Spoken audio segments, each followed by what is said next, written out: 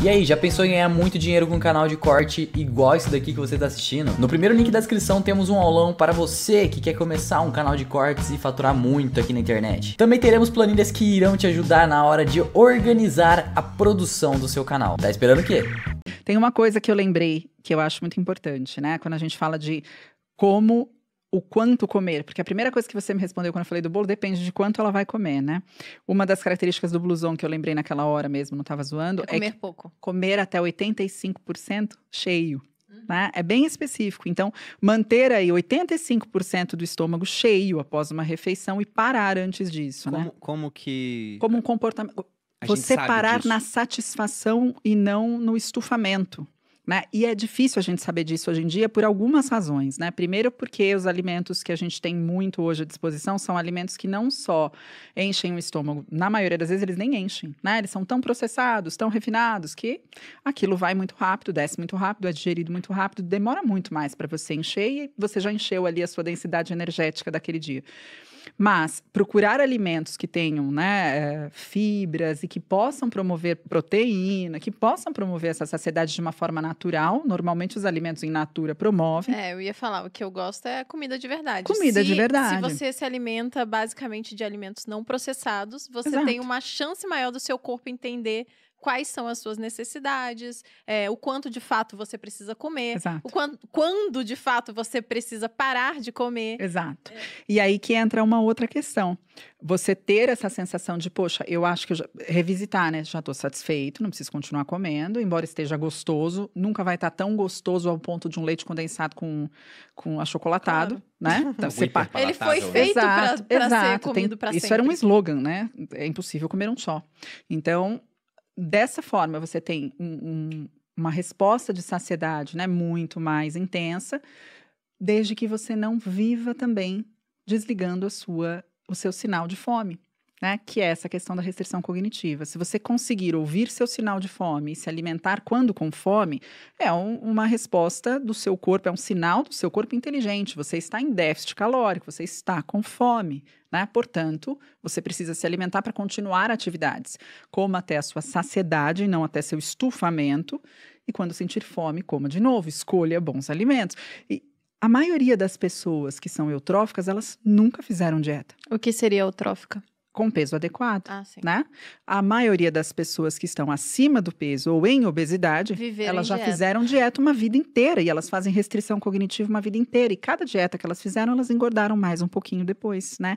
Então, isso para mim é uma questão muito importante, a gente voltar a ouvir sinais que eram naturais no corpo, né? Nós nascemos dessa forma, um bebê solta o peito da mãe quando ele está satisfeito. Ninguém fala agora, acabou, querido, o jantar só depois, ele solta, né? E a gente vai desestabilizando todos esses sinais ao longo da vida, né? Por vários comportamentos, até as mães, os pais, e não quero que ninguém se sinta culpado aqui, mas é como vivemos, né? Come tudo, come até acabar, né? Imagina, minha mãe era muito pior, minha mãe dizia, as pessoas estão passando fome e você não vai deixar nada nesse prato, né?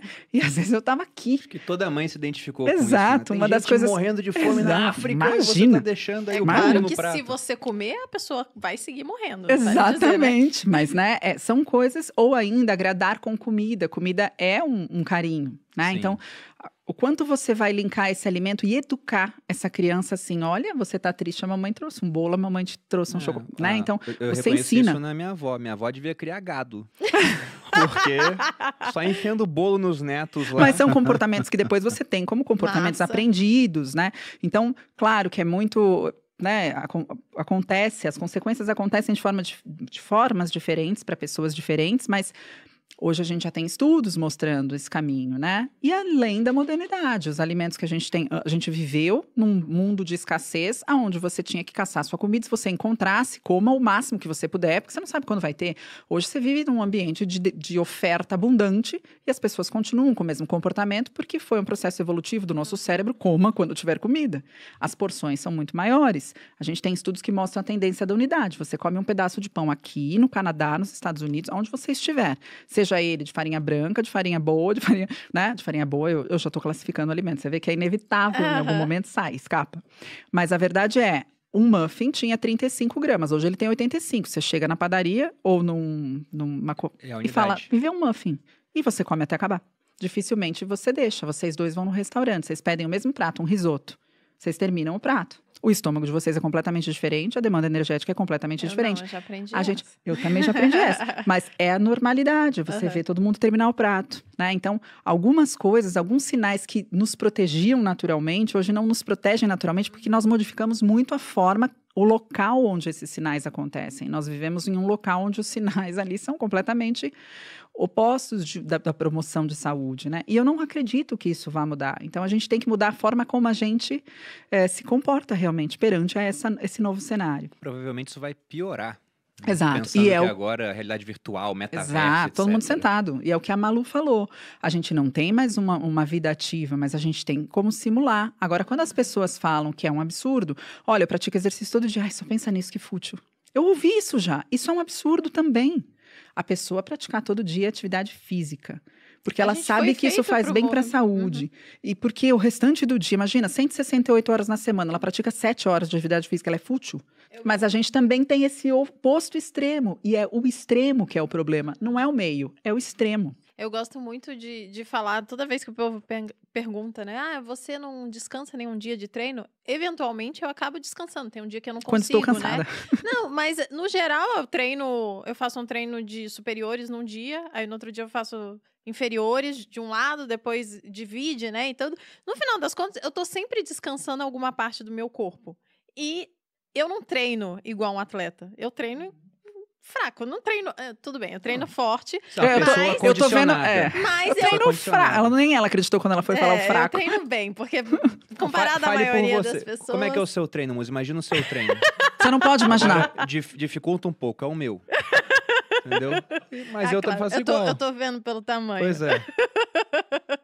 Mas, de fato, eu não treino todo dia, né? Eventualmente eu descanso, mas pro que a gente foi projetado a fazer, pouco, eu faço muito pouco. pouco. Eu passo boa parte do meu dia sentado.